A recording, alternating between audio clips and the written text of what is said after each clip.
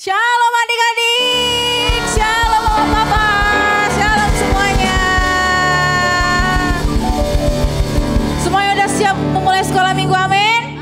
Amin. Kita bangkit berdiri. Kita mau berdoa dulu sebelum kita sekolah minggu. Yuk tutup matanya, lipat tangannya, ikutin kakak berdoa. Tuhan Yesus, terima kasih hari ini kami boleh datang beribadah. Tuhan Yesus, berkati ya setiap kami supaya pujian, penyembahan dari mulut kami berkenan di hadapan-Mu. Tuhan hadir ya. Terima kasih Tuhan. Hanya di dalam nama Tuhan Yesus. Yang siap sekolah minggu sama-sama katakan amin. Beri kemuliaan buat Tuhan. Sekali lagi lebih meriah lagi. Tetap bangkit berdiri ya adik-adik karena kita mau memuji Tuhan. Yuk kita sama-sama tepuk tangan buat Tuhan. Lebih lagi kita tepuk tangan buat Tuhan.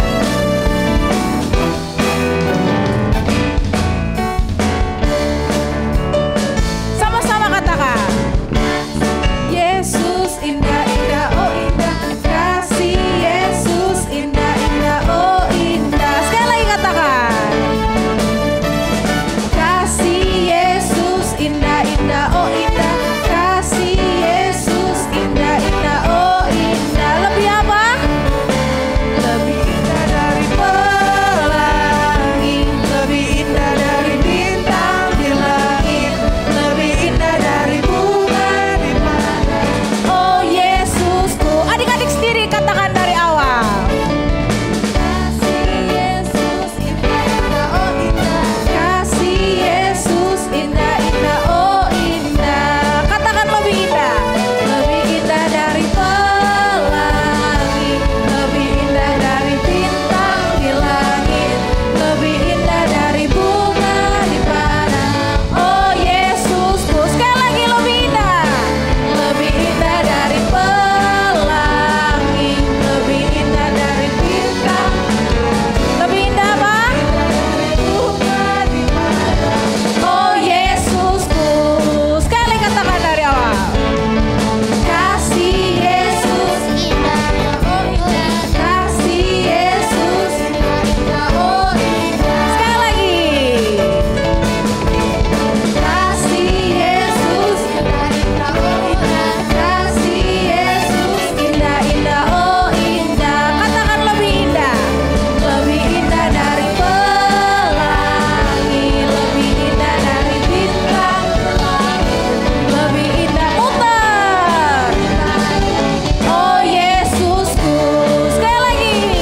Lebih indah dari pelangi, lebih indah dari bintang, lebih indah dari bunga di padang. Oh Yesusku, lebih pelan. Lebih indah dari pelangi. Lebih indah apa? Indah dari bintang di langit. Lebih indah muter adik-adik. Oh Yesusku, lebih pelan lagi. Lebih indah dari pelangi, lebih indah dari bintang di langit, lebih indah dari bunga di padang. Oh Yesusku, sekarang lebih cepat. Lebih indah dari pelangi, lebih indah dari bintang, lebih indah dari bunga di padang. Oh Yesusku, oh Yesusku, oh Yesusku. Sekali lagi. Oh Yesus. Beri kemuliaan buat Tuhan.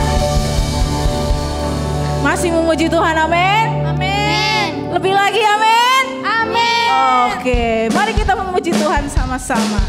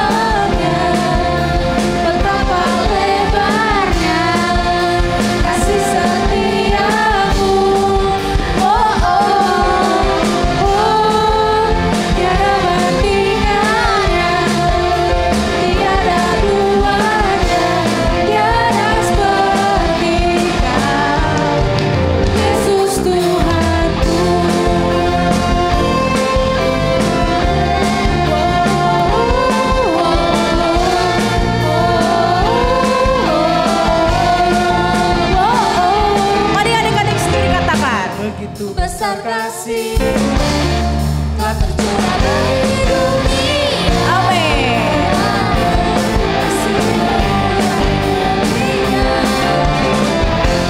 Tiada terselangi besar dan ajaib berkatamu. Kau beri hidupmu bagi diriku. Tiada yang sepertimu. Kau berkuasa selamanya. Ku puji Kau selalu.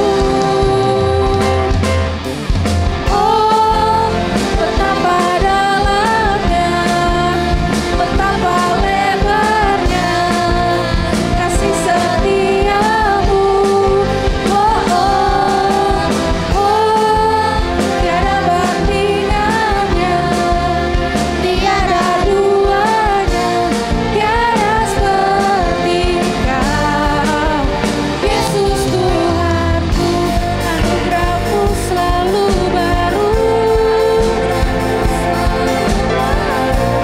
Tiada berkesudahan.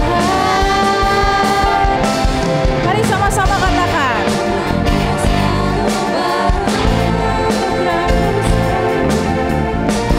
Tiada berkesudahan. Mari musik memuji Tuhan. Kita sama-sama tepuk tangan buat Tuhan adik-adik.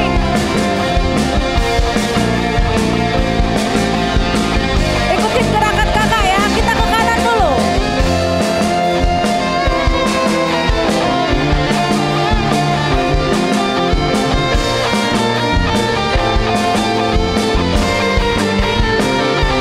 Mari sama-sama katakan. Betapa dalamnya, betapa lebarnya Apa? kasih setiamu. Amin. Oh, tiada bandingannya, tiada duanya, tiada seperti Kau. Yesus Tuhan, betapa dalamnya, betapa lebarnya kasih setiamu. Oh, oh, oh, tiada bandingannya, tiada duanya, tiada seperti Kau. Yesus Tuhanku.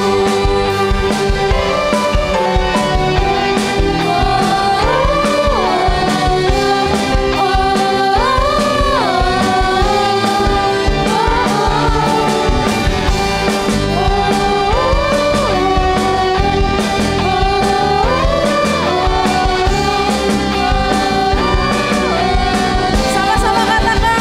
Yesus Tuhanku. Haleluya.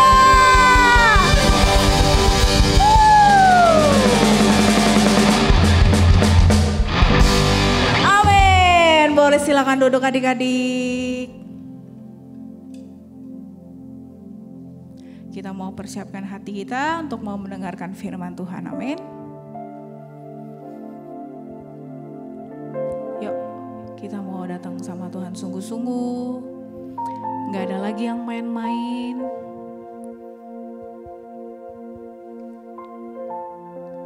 Kita tutup mata kita. Kita mau datang sama Tuhan. Tuhan Yesus, kami datang Tuhan. Kami mau menyembah-Mu. Hadir ya Tuhan bersama dengan kami. Biarlah hati kami, Tuhan boleh ubahkan menjadi seperti hati-Mu ya Bapa. Terima kasih ya Tuhan. Adik-adik yang hafal lagu ini boleh tutup matamu. Kita mau datang sama Tuhan.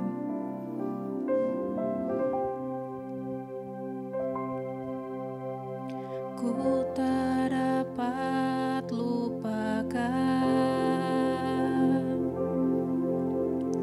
kebaikan yang ku terima,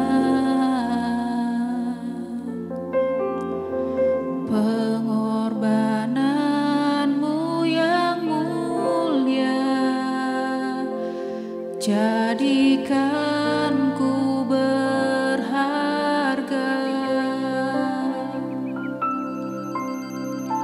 Kau tulus menerima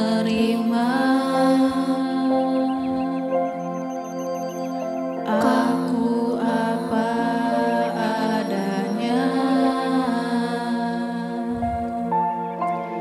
Kekuatan kasih-Mu nyata memulihkan hidupku. Mari sama-sama katakan. Ambil angkat tanganmu buat Tuhan ada nih. Tuhan yang melihat rupa, Kau bukan Tuhan yang memandang harta. Hati hamba yang selalu Kau cari, biar Kau temukan di dalamku. Selama ku hidup, ku mau menyembah-Mu, sebab Engkau sangat berarti bagiku. Yang terbaik yang ada padaku, ku persembahkan kepadamu, Yesusku.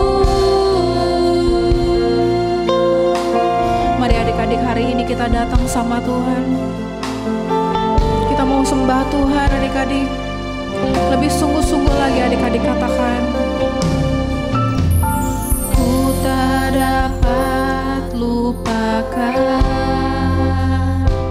setiap kebaikan Tuhan yang boleh adik-adik terima sampai hari ini. Pengorbanan-Mu yang mulia jadikanku berharga. Kau tulus menerima setiap kami Tuhan. Aku apa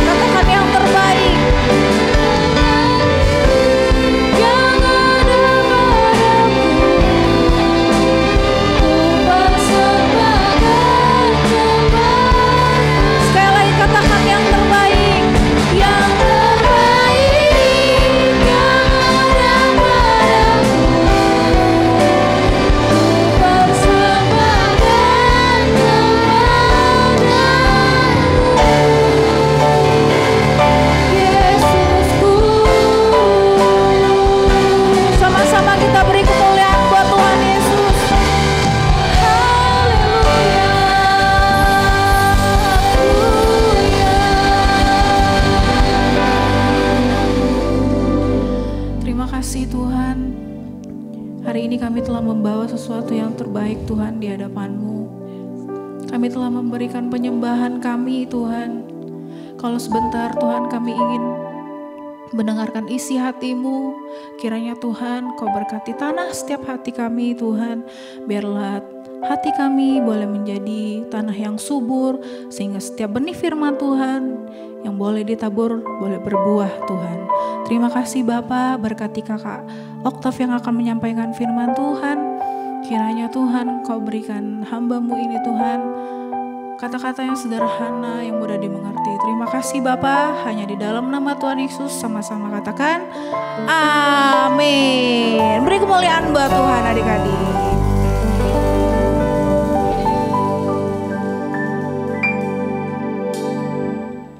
Shalom adik-adik, Papa Mama, Mbak Suster, dan kakak-kakak sekolah minggu yang Kak Oktav kasihi. Walaupun kita berada di dalam minggu yang kedua, Kak Oktav tetap ucapin selamat tahun baru. Kak Oktav percaya dan Kak Oktav berdoa tahun ini akan menjadi tahun yang penuh sukacita, penuh semangat buat kita semua. Nah, pagi hari ini Kak Oktav akan bawain firman Tuhan yang judulnya 3 keputusan penting. Nah, 3 keputusan penting ini harus kita ambil. Apa sih alasannya? Alasannya supaya hidup kita berhasil, ya. Hidup kita menjadi lebih baik. Minggu yang lalu kita sudah mendengar firman Tuhan tentang berjalan dalam rencana Tuhan. Nah, Tuhan punya masa depan yang baik, masa depan yang gilang gemilang, masa depan yang penuh dengan harapan. Tuhan siapkan. Tapi adik-adik, ada bagian yang harus kita kerjakan. Ada bagian yang Tuhan kerjakan, tapi juga ada yang harus kita lakukan adik-adik. Nah, yang kita lakukan hari ini Kak Oktav akan beritahu kepada adik-adik.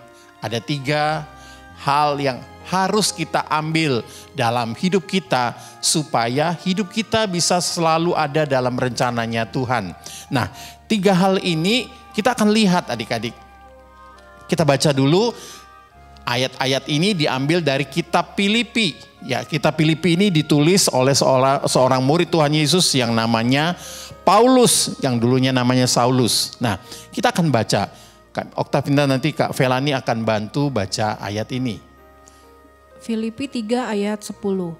Yang ku kehendaki ialah mengenal Dia dan kuasa kebangkitannya dan persekutuan dalam penderitaannya, di mana aku menjadi serupa dengan Dia dalam kematiannya. Nah, adik-adik, dalam tulisannya Paulus ini dia berkata, apa yang dia katakan? Yang ku kehendaki, yang aku ingini. Nah, kita pasti punya keinginan masing-masing. Nah, Paulus juga punya keinginan adik-adik. Keinginannya apa sih? Bukan jadi orang yang hebat, orang yang tenar, orang yang kaya. Tapi yang Paulus paling ingini dalam hidupnya adalah mengenal Dia. Apa maksudnya mengenal Dia? Mengenal Tuhan Yesus, mengenal kuasanya, ya, bisa bersekutu dengan Tuhan, ya, supaya dia bisa menjadi serupa sama dengan Tuhan. Nah, kalau Paulus dia punya keinginan untuk mengenal Tuhan dengan lebih baik, lebih dalam. Kak Oktav percaya kita semua punya kerinduan yang sama dengan Paulus. Kak Oktav, Papa Mama, adik-adik juga harus punya kerinduan, keinginan untuk mengenal Tuhan Yesus. Kalau kita bisa mengenal Tuhan Yesus dengan lebih baik, maka kita bisa mengasihi Tuhan, adik-adik. Nah, selanjutnya kita akan lihat siapa sih Paulus ini. Adik-adik, kita sudah pernah dengar cerita Paulus dulu namanya Saulus. Dia seorang Farisi, dia ahli Taurat. Tetapi dia sangat benci dengan orang-orang Kristen. Dia sangat benci dengan murid-murid Tuhan Yesus. Dia sempat minta surat kepada imam besar untuk dia diberi kuasa untuk membunuh daripada murid-murid Tuhan Yesus. Tapi apa yang terjadi adik-adik? Pada suatu ketika dalam satu perjalanan bersama beberapa tentara, di situ dia berjumpa dengan Tuhan. Dia melihat ada suatu sinar yang sangat terang di situ. Dia terjatuh dari kudanya, lalu dia mendengar suara Tuhan Yesus sendiri yang berkata, Paulus, Paulus, waktu itu namanya Saulus, mengapa engkau menganiaya aku? Setelah mendengar suara itu, Paulus jadi buta, lalu dia dituntun masuk ke kota, dan di situ dia berjumpa dengan murid-murid Tuhan, lalu dia diberitakan firman Tuhan, dia didoakan, lalu dia sembuh, matanya bisa melihat lagi, dan mulai saat itu Saulus berubah adik-adik.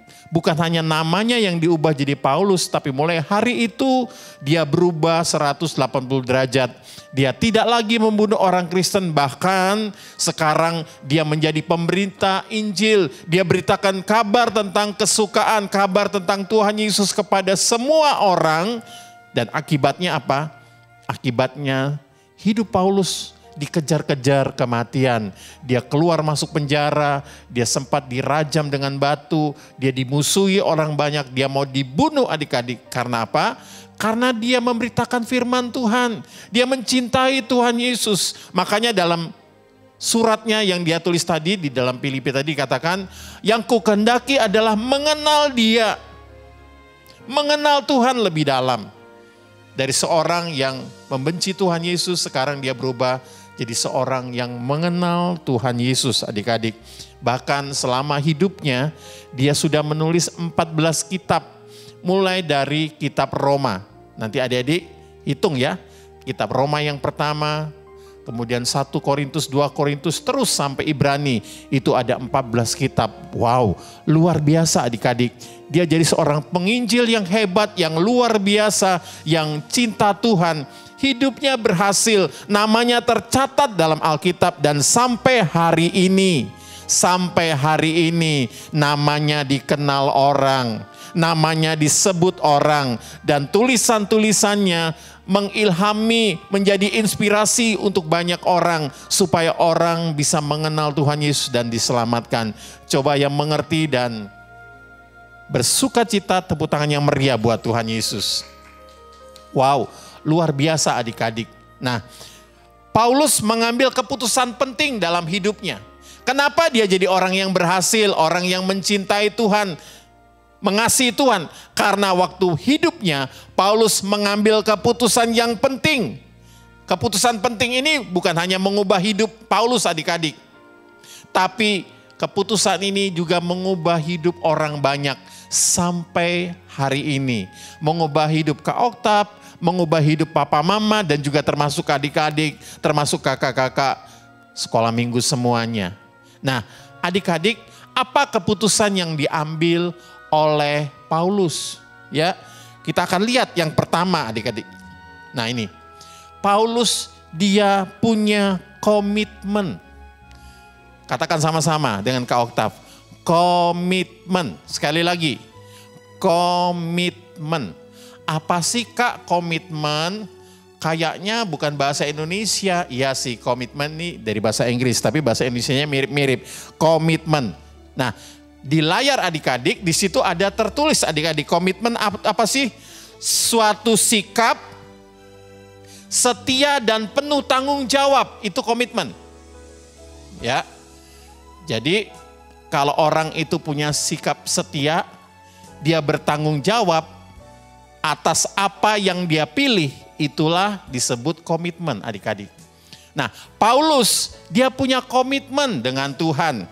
Ya, dia setia dengan Tuhan, dia bertanggung jawab atas pilihannya terhadap apa yang dia rencanakan. Ya. Apa yang dia telah pilih. Ya.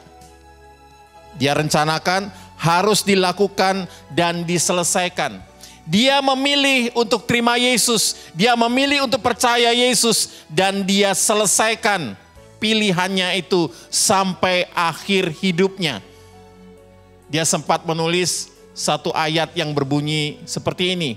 Aku sudah mencapai garis akhir dan aku mendapatkan mahkota adik-adik. Artinya apa? Sampai akhir hidup Paulus, Paulus tetap mencintai Tuhan. Sampai akhir hayatnya dia terus memberitakan Injil, memberitakan firman Tuhan supaya banyak orang diselamatkan. Itulah yang disebut komitmen. Jadi setia dan penuh tanggung jawab atas apa yang dia pilih adik-adik. Nah, kita juga bisa berhasil kalau adik-adik, kakak-kakak, papa mama punya komitmen. Nanti Kak Oktav akan terangkan apa sih contohnya komitmen itu. Contohnya begini adik-adik. Nah, Paulus pernah berkata begini, tolong Kak Velani baca lagi. Filipi 3 ayat 12. Bukan seolah-olah aku telah memperoleh hal ini atau telah sempurna, melainkan aku mengejarnya. Melainkan aku mengejarnya. Apa yang dia kejar? Yang dia kejar adalah tadi, dia kejar Tuhan Yesus. Dia bukan kejar berkatnya, dia bukan kejar uang, dia bukan kejar supaya dia terkenal, enggak. Yang dia kejar adalah si pemberi berkat itu, yaitu Tuhan Yesus. Itu yang dia kejar adik-adik. Makanya di Alkitab kita melihat Paulus terus kejar Tuhan sampai akhir hidupnya. Itulah komitmen. Terus Kak baca. Kalau aku dapat juga menangkapnya, karena aku pun telah ditangkap oleh Kristus Yesus. Dia punya maksud untuk menangkap, mengejar Tuhan. Tapi justru dia yang ditangkap Tuhan adik-adik. Wow, itu Tuhan luar biasa adik-adik. Tuhan melihat kerinduan hati Paulus yang paling dalam. Dia mencintai Tuhan. Makanya Tuhan tangkap Paulus untuk dijadikan alatnya Tuhan. Menjadi orang yang berguna buat kerajaan surga. Nah, contoh komitmen Kak Oktav akan kasih tahu. Misalnya begini.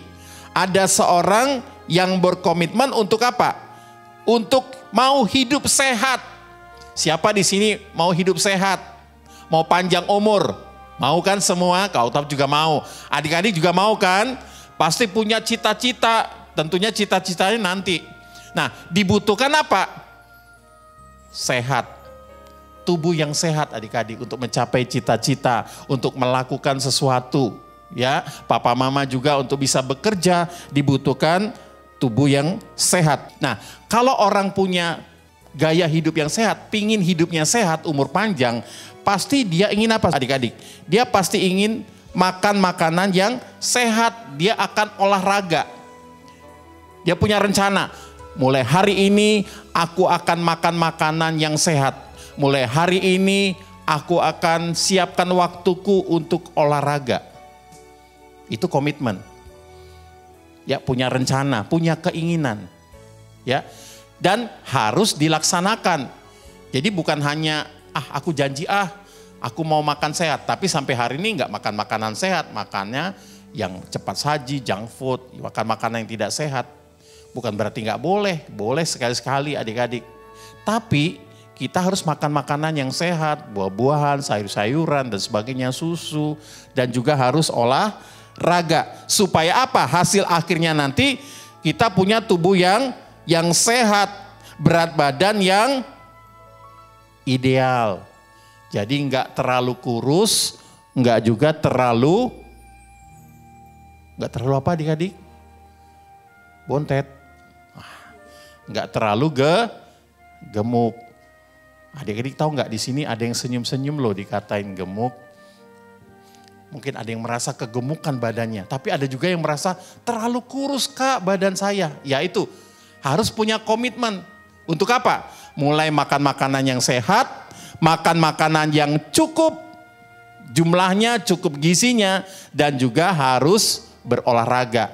Waktu Kak Oktav sampaikan firman Tuhan ini, Kak Oktav juga merasa, wah mulai kurang ya olahraga. Harus punya komitmen lagi. Bukan hanya keinginan, tapi harus rencana ini dilaksanakan. Itu yang namanya komitmen. Nah, contoh lagi. Nih. Kalau seorang anak punya komitmen itu apa? Aku tahun 2022 aku akan setia kepada Tuhan. Siapa di sini punya komitmen? Aku akan setia kepada Tuhan. Nah, kalau dia mau setia kepada Tuhan, dia harus punya gaya hidup. Gaya hidupnya apa? Pasti suka berdoa adik-adik. Siapa di sini suka berdoa? Kak, aku suka berdoa Kak. Kalau makan, bangun tidur, mau sekolah, wow bagus adik-adik. Kalau ada apa-apa, mau kemana, ya kan mau melakukan apa, harus berdoa. Papa mama juga, kakak-kakak juga harus berdoa. Lalu gaya hidupnya lain apa? Rajin sekolah minggu. Mulai sekarang adik-adik harus punya komitmen untuk apa? Untuk rajin sekolah Setiap minggu datang, minta diantar papa mamanya. Lalu punya gaya hidup apa? Melayani orang lain adik-adik. Ya, melayani banyak, bisa melayani dengan tubuh kita, bisa melayani dengan uang kita, bisa melayani dengan talenta yang Tuhan berikan seperti Kak Stella cerita beberapa minggu yang lalu. Bisa melayani Tuhan dengan apa? Dengan suara kita, memuji, menyembah Tuhan seperti kakak-kakak yang WL, singer tadi, seperti yang memainkan musik. Mereka melayani Tuhan. Nah adik-adik, nah kenapa? Kalau kita punya komitmen, setia dengan Tuhan, ya lalu kita melayani, berdoa, rajin sekolah minggu, apa hasilnya? Hasilnya nanti kita akan punya kerohanian yang sehat, rohani yang kuat. Apa maksudnya Kak rohani yang kuat? Kalau ada apa-apa, kita tidak akan mudah apa? Mudah jatuh. Maksudnya jatuh rohani kita. Kita tidak akan mudah untuk jatuh dalam dosa. Kita tidak akan mudah marah. Ya, kita tidak akan mudah apa? Sakit hati, kecewa. Karena apa? Rohani kita kuat. Karena kita latih. Jadi bukan hanya melatih badan kita. Melatih badan perlu, tapi harus dilatih juga yang di dalam sini. Hati kita, rohani kita. Kita latih dengan apa? Berdoa, dengan melayani, rajin sekolah minggu, baca Alkitab dan sebagainya. Nah, contoh yang ketiga nih. Apa di sini? Seorang anak yang berkomitmen dalam apa? Belajar. Nah, minggu-minggu ini kita sudah mulai belajar onsite. Sudah mulai tatap muka adik-adik. Walaupun belum full dari pagi sampai sore, mungkin hanya berapa jam, mungkin 4 jam. Tapi kita sudah mulai belajar. Nah, seorang anak yang punya komitmen dalam hal belajar, apa yang dia lakukan? Pertama apa? Dia harus cinta terhadap pelajaran tersebut. Kalau kita nggak cinta pelajaran tersebut, pasti pelajaran itu akan sulit kita terima, sulit kita menangkapnya. Coba kalau adik-adik coba pikirkan pelajaran apa yang paling kita senangi. Pasti kalau kita senang pelajaran itu, waktu gurunya masuk, waktu gurunya terangkan, kita akan perhatikan, kita akan jawab, kita akan bertanya. Wah, rasanya senang banget. Ya memang kita masing-masing berbeda adik-adik. Ada yang senang pelajaran IPA, ada yang senang kesenian, ada yang senang matematika dan sebagainya. Enggak jadi masalah adik-adik. Tidak perlu sama dengan orang lain. Tapi yang penting kita apa? Kita menyenangi. Mulai hari ini kita harus punya komitmen. Aku akan senang belajar. Ya, lalu apa lagi? Takut ketinggalan pelajaran. Orang yang punya komitmen untuk belajar, dia akan apa? Takut. Jadi kalau dalam pikiran dia, jangan sampai aku bolos. Kalaupun terpaksa sakit, baru aku tidak masuk. Tapi selagi aku bisa masuk, aku akan masuk. Aku tidak akan bolos, aku tidak akan minggat dari sekolah. Yang terakhir apa? Adanya rasa kewajiban untuk belajar. Kewajiban, bukan paksaan. Jadi dengan sukarela, dia belajar. Bukan karena terpaksa. Nah, hasilnya apa? Kalau kita punya komitmen dalam hal belajar, lalu kita melakukan hal-hal yang di atas tadi, hasilnya apa? Hasilnya kita akan punya prestasi yang baik. Prestasi yang meningkat. Siapa di sini mau punya prestasi yang baik? Pasti mau dong. Kita bekerja, kita belajar, sekolah, kita pingin prestasi kita baik, pasti. Nah, harus punya komitmen. Sekali lagi, komitmen apa? Komitmen itu adalah satu sikap setia dan penuh tanggung jawab atas apa yang kita rencanakan, atas apa yang kita pilih. Kalau adik-adik sudah pilih untuk belajar, mari komitmen belajar. Mulai hari ini kerjakan tugas, baca bukunya. Ya, cintai pelajaran tersebut, jangan bolos. Kalau adik-adik punya komitmen, aku mau hidup sehat. Mulai hari ini perhatikan cara makan kita, apa yang kita makan, perhatikan juga olahraga dan sebagainya. Supaya kita sehat dan panjang umur. Nah, itu yang pertama. Paulus dia punya komitmen yang baik dengan Tuhan. Nah, yang kedua adik-adik, yang kedua ini apa? Kak, kayaknya bahasa Inggris juga. Iya, yang kedua namanya konsisten. Sama-sama dengan Kak Oktav. konsisten. Kalau yang pertama tadi komitmen. Di situ ada tulisan konsisten is key. Kunci. Kunci untuk apa? Kunci supaya hidup kita berhasil, adik-adik. Di situ ada anak panah dan juga ada lingkaran-lingkaran, sasaran untuk anak panah, adik-adik. Nah, seorang atlet panah, ya, dia harus konsisten. Apa sih konsisten? Kita lihat dulu konsisten. Arti konsisten adalah suatu tindakan yang dilakukan secara terus-menerus. Ya, tindakan, kegiatan, kelakuan yang dilakukan terus-menerus, adik-adik. Kalau di gambar ini, kalau seorang ada atlet panahan, dia berlatihnya nggak cukup kalau besok mau olimpiade atau besok mau pon, baru malam ini berlatih. Bukan begitu, adik-adik. Ada pertandingan, tidak ada pertandingan, dia harus tetap berlatih setiap hari. Kadang-kadang satu hari bisa 2 kali atau 3 kali latihan. Pagi, siang, sore atau malam dia berlatih, dia tarik panah itu, dia lepaskan. Dan kalau sasarannya masih di lingkaran misalnya hitam, dia akan terus latih lagi, lakukan lagi sampai masuk di lingkaran yang biru, sampai masuk lingkaran yang merah, dan sampai akhirnya masuk lingkaran yang tengah yang kuning. Pas di tengah-tengah dia baru berhasil. Nah, untuk berhasil harus dilakukan terus-menerus, adik-adik. Begitu juga dengan belajar, adik-adik. Belajar harus dilakukan terus-menerus. Kak, Paulus punya nggak sikap konsisten ini? Dia lakukan nggak terus-menerus? Coba kita baca ayatnya. Coba. Filipi 3 ayat 13 sampai 14. Ya. Dia menjelaskan bahwa tetapi ini yang kulakukan. Ini yang aku lakukan, Paulus katakan. Ya. Aku melupakan apa yang telah di belakangku. Aku melupakan apa yang sudah terjadi di belakangku. Terus. Dan mengarahkan diri kepada apa yang ada di hadapanku. Dan mengarahkan matanya, pandangannya kepada apa yang di depan. Lalu. Dan berlari-lari kepada tujuan untuk memperoleh hadiah, yaitu panggilan sorgawi dari Allah dalam Kristus Yesus. Nah, Paulus adik-adik, dia terus berlari. Dia enggak berhenti atau dia enggak balik ke belakang, lalu dia ingat-ingat masa lalunya. Setiap orang pasti punya masa lalu, adik-adik. Kalau kita ada hari ini, misalnya ini hari Minggu, hari Sabtu itu adalah masa lalu, hari Senin masa lalu. Tahun 2021 adalah masa lalu. Setiap kita punya masa lalu, entah itu masa lalunya senang atau sedih atau sebagainya. Ada yang masa lalunya dia ditinggalin sama papa mamanya. Karena papa mamanya mungkin sakit, kena COVID, lalu dipanggil Tuhan.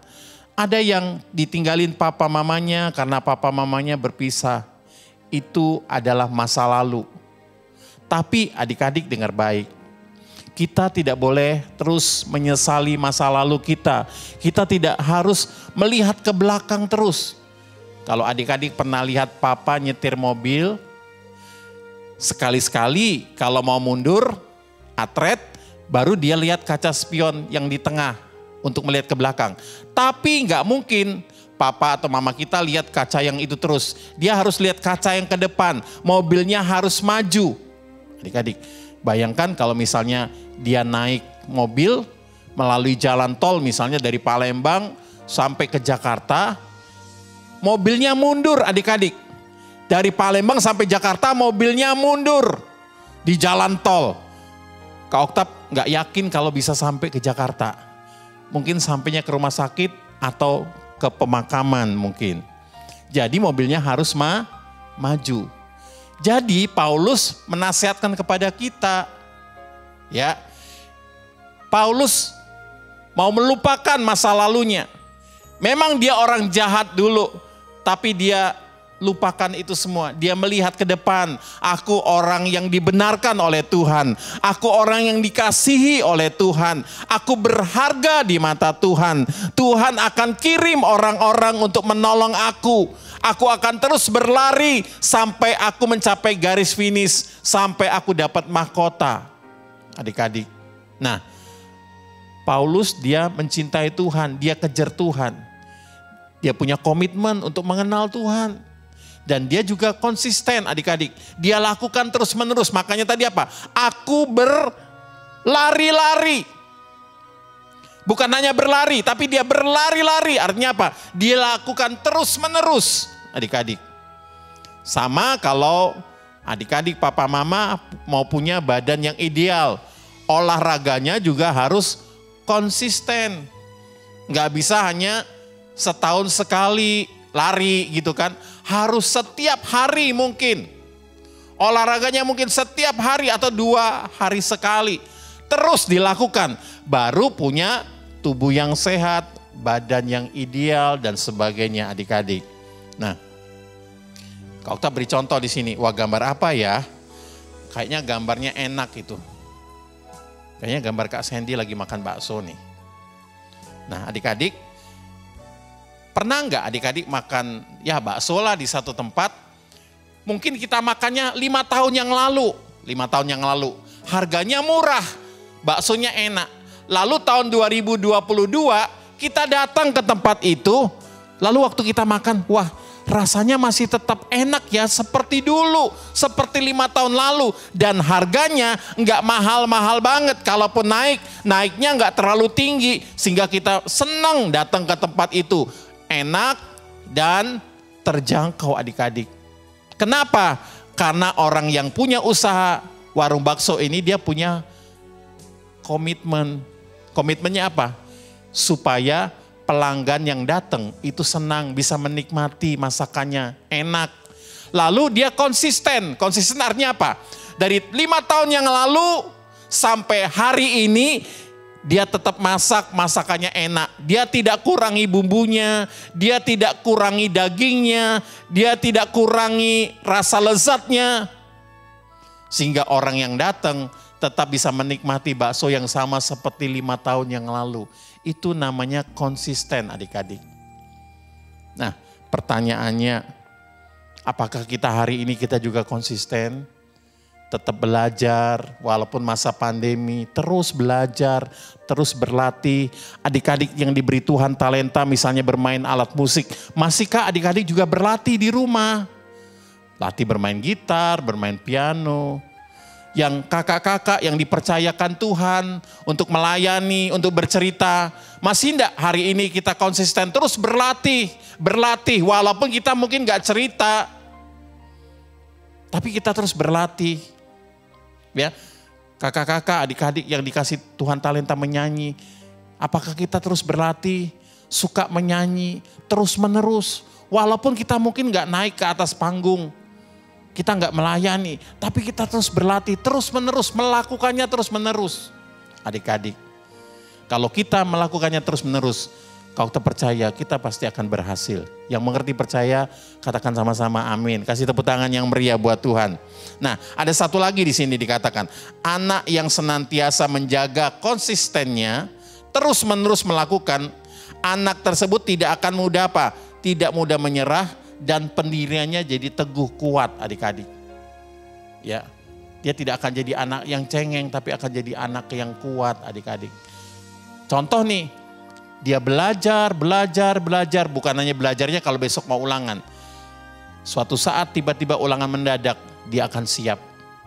Kau tahu juga pesan buat kakak-kakak, walaupun hari ini mungkin kau belum melayani, terus konsisten berlatih.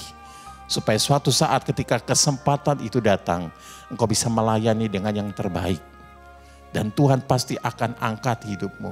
Amin. Nah, yang ketiga adik-adik yang Paulus lakukan, ini keputusan penting. Apa di sini dikatakan? Belajar terus menerus.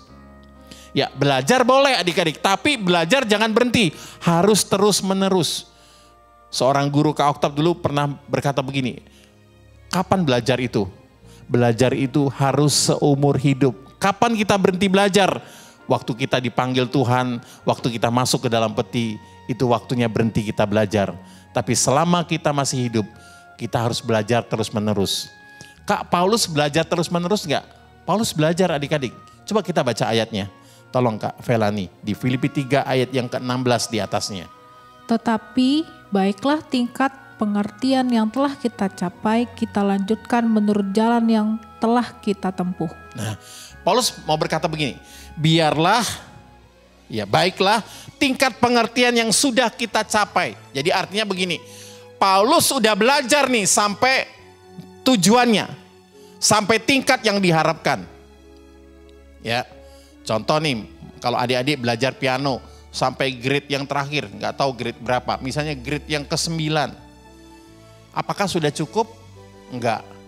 Paulus nasihati apa tadi? Dan lanjutkan menurut jalan yang telah kita tempuh.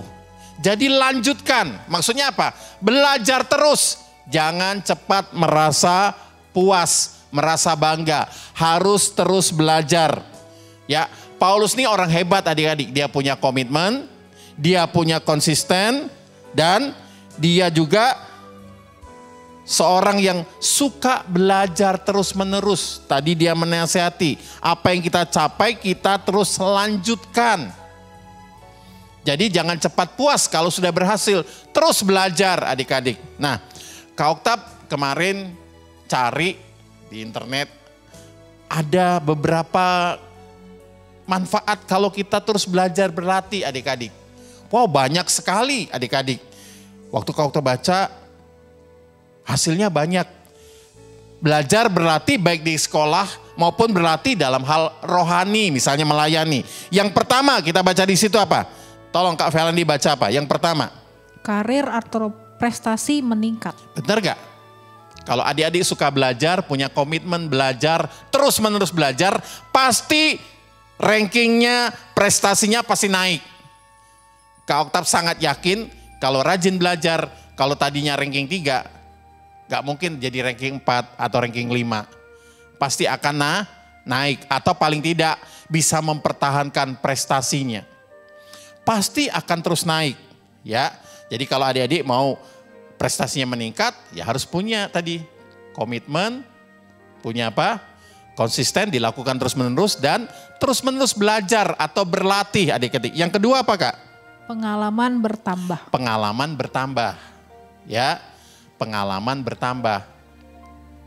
Kak Oktav contoh, tadi yang WL namanya Kak Felani. Dulu Kak Felani ini murid sekolah minggu. Waktu masih kecil diantar papa mamanya naik Vespa waktu itu. Lalu setelah tamat sekolah minggu dia jadi asisten. Absen anak-anak, ngatur anak-anak. Dan Tuhan beri dia talenta untuk menyanyi. Dia berlatih sampai akhirnya apa? Jadi singer, akhirnya bisa apa? Bisa jadi WL, bisa cerita. Mungkin adik-adik sudah sering kan lihat Kak Felani juga cerita di YouTube dan sebagainya. Kenapa? Pasti pengalaman kita akan apa? Bertambah, pengalaman kita akan semakin luar biasa. Kalau kita mau belajar terus-menerus. Terus yang ketiga. Menjaga otak tetap sehat. Nah rupanya adik-adik, kalau mau otaknya tetap sehat, harus terus belajar dan berlatih. Karena apa? Kenapa otaknya sehat? Karena otak ini kayak mesin adik-adik. Kalau kita punya mobil, papa kita punya mobil, disimpan di garasi 5 tahun, nggak pernah dipanasi mesinnya. Suatu saat mau digunakan, mobilnya nggak bisa jalan, mogok. Mesinnya karatan. Sama dengan otak manusia. Kalau dilatih terus, belajar terus menerus, maka otak ini akan apa?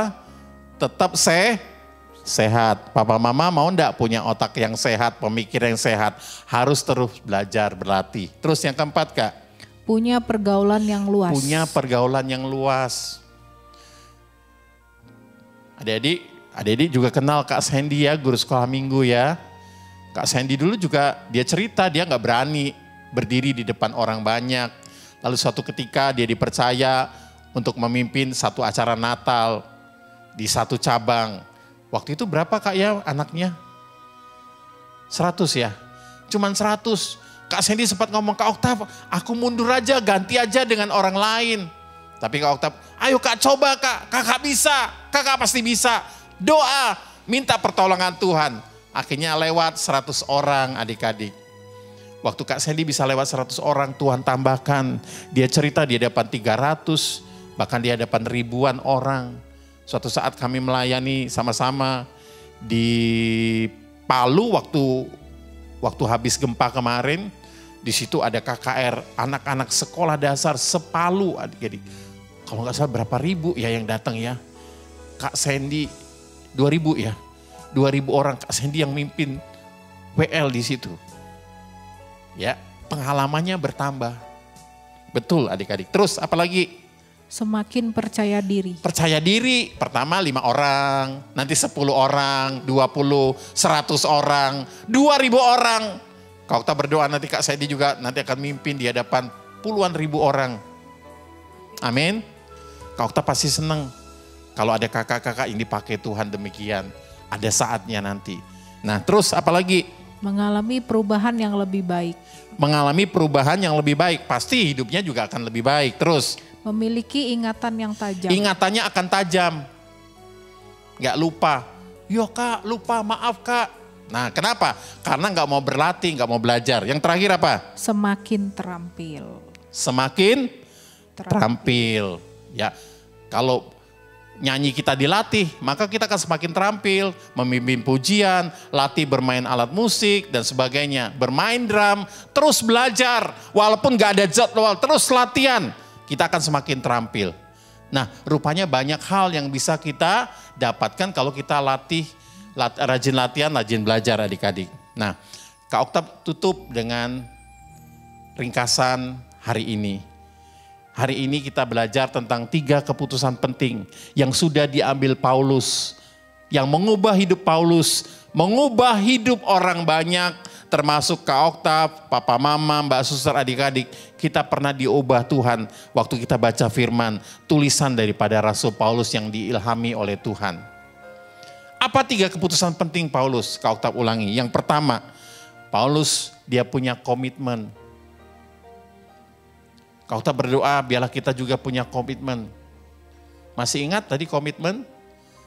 Ya, satu rencana yang kita tetapkan dan harus kita jalankan dengan setia dan tanggung jawab supaya kita berhasil. Yang kedua, harus konsisten, terus menerus. Tadi Paulus berkata, aku berlari-lari.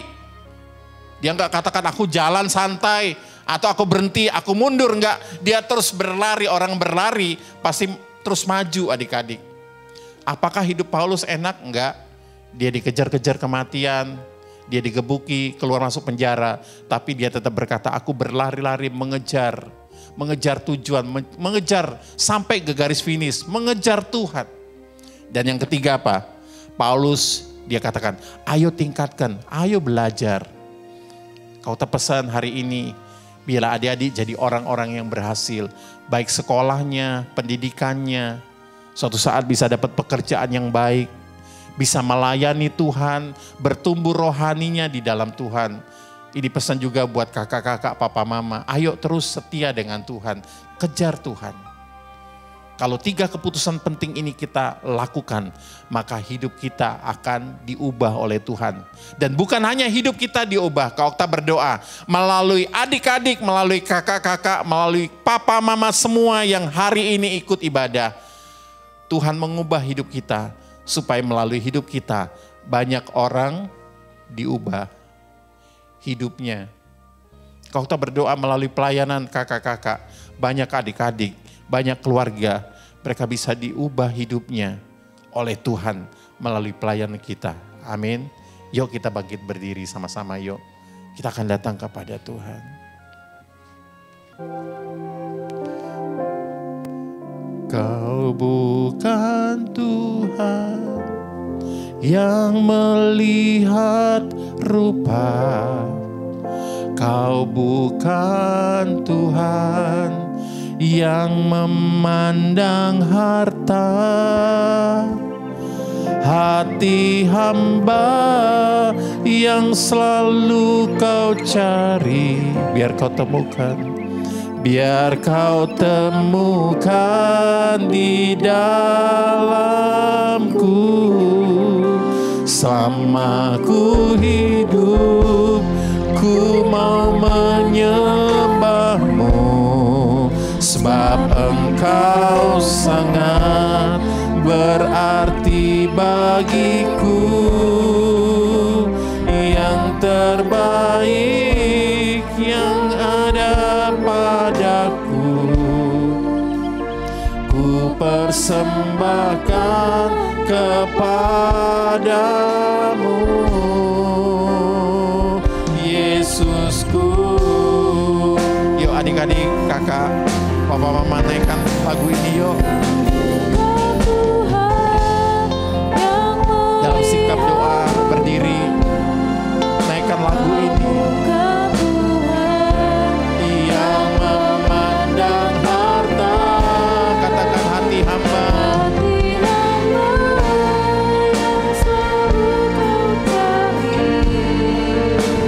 Biar kau temukan di dalamku, selama ku hidup, ku mau menyembahmu, sebab engkau sangat berarti bagiku, yang terbaik yang ada padaku, ku persembahkan kepadamu,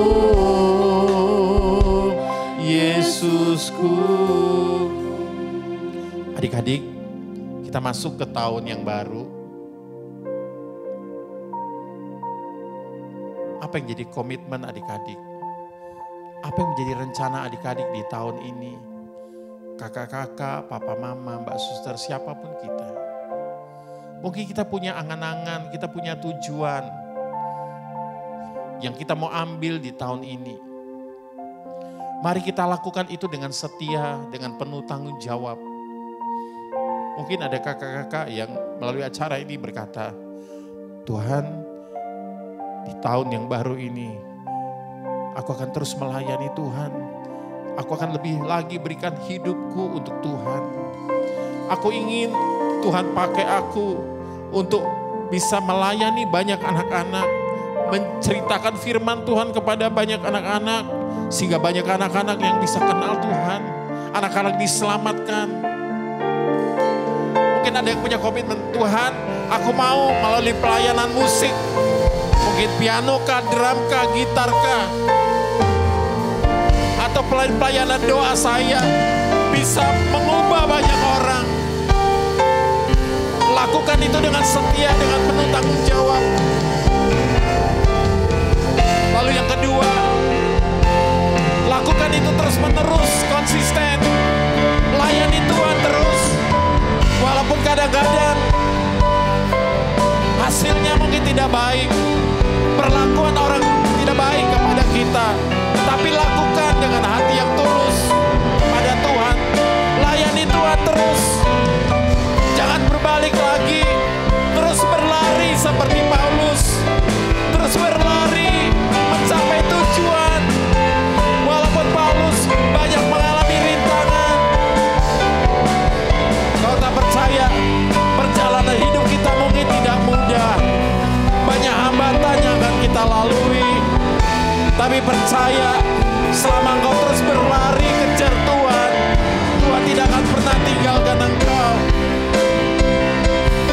Kau juga mau kasih tahu, adik-adik terus belajar, terus berlatih, baik sekolah, berlatih melayani Tuhan, mengasihi Tuhan. Ayo kakak-kakak, mungkin hari ini ada beberapa orang yang mungkin imanmu lemah, semangatmu mungkin sudah pudar, tapi hari ini kau tak berdoa. Biarlah Tuhan memberi api semangat yang baru, gairah yang baru, cinta yang baru kepadamu.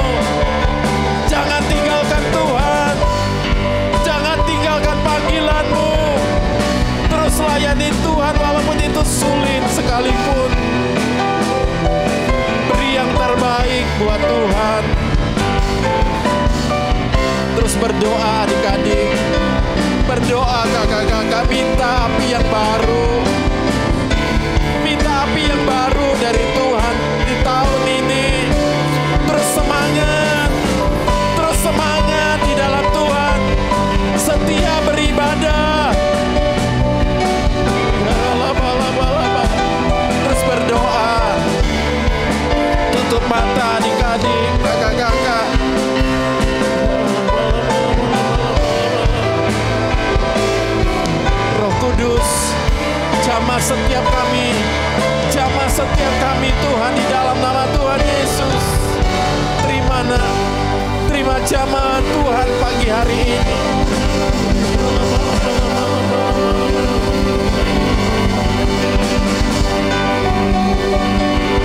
Roh Kudus jamah, Roh Kudus jamah, Roh Kudus jamah. Mari adik-adik boleh berdoa, kakak-kakak. Apa yang jadi keinginan hatimu di tahun ini? Apa janjimu kepada Tuhan? Mungkin janji kepada papa mama, mungkin janji kepada dirimu sendiri. Aku akan rajin belajar, aku akan setia beribadah kepada Tuhan di tahun ini. Ayo kembali kepada Tuhan, kembali kepada Tuhan. Tuhan mengasihimu. Kalau Tuhan bisa ubah hidup Paulus yang jahat menjadi alat Tuhan, Tuhan juga mau ubah hidupmu. Bukan hanya untuk diberkati, tapi melalui hidupmu engkau akan jadi berkat bagi banyak orang. Kakak-kakak engkau akan jadi berkat bagi banyak anak-anak. Bukan hanya di kota ini, tapi di kota-kota yang lain. Terus setia layani Tuhan. Terus rendah hati di hadapan Tuhan. Terus doa. Terus doa. Biar musik menyembah Tuhan.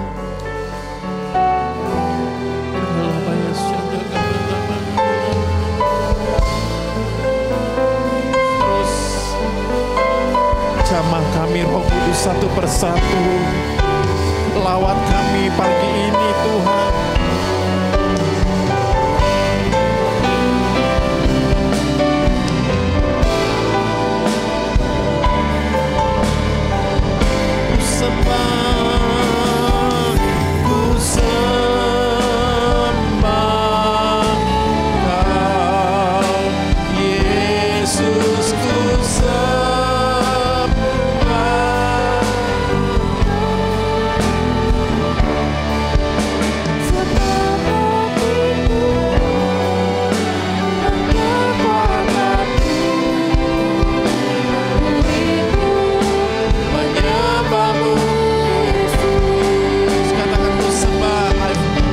Tanganmu kepada Tuhan, sembah Tuhan. Yesus ku sembah Kau, segenap hatiku dan kekuatanku, ku rindu menyembahmu Yesus.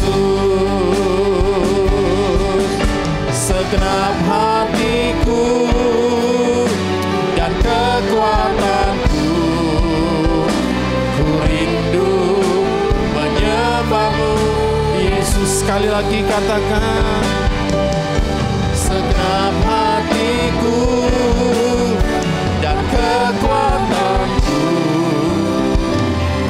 rindu menyembah Yesus. Kasih tepuk tangan yang meriah buat Tuhan. Haleluya.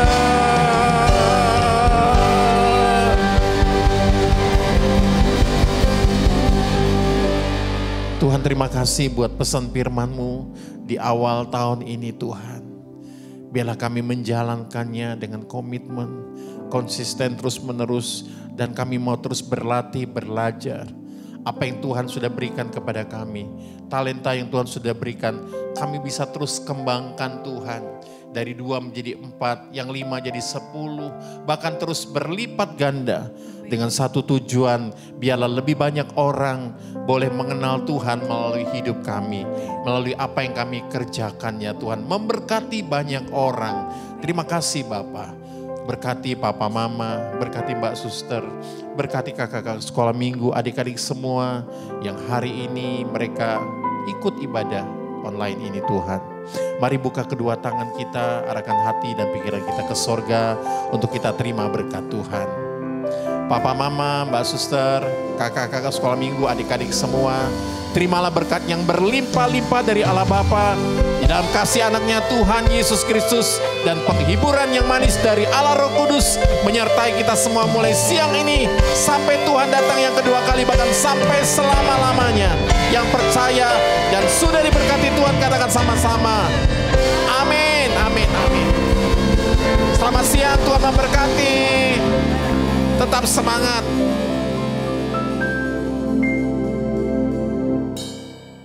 Halo adik-adik, sekarang kita memasuki era Pentakosta ketiga. Pentakosta ketiga artinya pencurahan Roh Kudus yang terdahsyat di zaman now. Pentakosta ketiga artinya penuaian yang terbesar dan terakhir. Pentakosta ketiga artinya bangkitnya generasi Yeremia, penuh dengan Roh Kudus, cinta Tuhan, tidak kompromi dengan dosa, dan siap memenangkan banyak jiwa. Pentakosta ketiga artinya dari Indonesia ke bangsa-bangsa, dari timur ke barat sampai kembali lagi ke Yerusalem. Pentakosta ketiga artinya kuasa untuk menyelesaikan amanat agung Tuhan Yesus. Nah adik-adik, jangan lupa ya, sekarang kita berada di era Pentakosta ketiga. Sampai jumpa.